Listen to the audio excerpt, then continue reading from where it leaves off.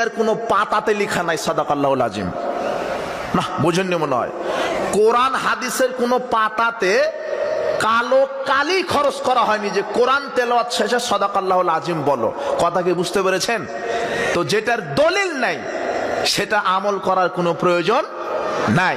দলিল কি আছে? রাসূল সাল্লাল্লাহু আলাইহি ওয়াসাল্লাম কোরআন তেলাওয়াত শেষে কোন দোয়া পড়েছেন? সুবহানাকা আল্লাহুম্মা বিহামদিকা আশহাদু আল্লা ইলাহা ইল্লা আনতা আস্তাগফিরুকা ওয়া আতুবু ইলাইক। আমি তো ছোট মানুষ বলে গেলাম, কিন্তু এখানে বড় বড় মুফাসসির সাহেব নাই, প্রশ্ন দিতে পারবেন না আপনি? বুঝেননি মনে হয় আমার কথা। এই বিষয়টা স্পষ্ট হওয়া দরকার। তো আপনি আমল করছেন, কিন্তু আমলটা ঠিক না ব্যাঠিক যাচাই করবেন না। আপনি বাজারে গিয়ে 1 কেজি বেগুন কিনেন, আপনি দেখেন না পোকা কাটা না ভালো, দেখেন না আপনি? আপনি মাছ কিনেন পচা না টাটকাটা, দেখেন না? তো আপনি আমল করছেন, আপনি তদন্ত করার চেষ্টা করছেন না। আপনি 1 শতক জমি কিনবেন, তাই দলিল ঠিক আছে নাকি খারিজ হলো নাকি আপনি সব দেখার চেষ্টা করেন, কিন্তু আল্লাহ যাকে সবচেয়ে সর্বশেষ যেই ব্যক্তিকে জান্নাত দিবে তাকে জান্নাত দিবে 10 আকাশ 10 জমিন পরিমাণ।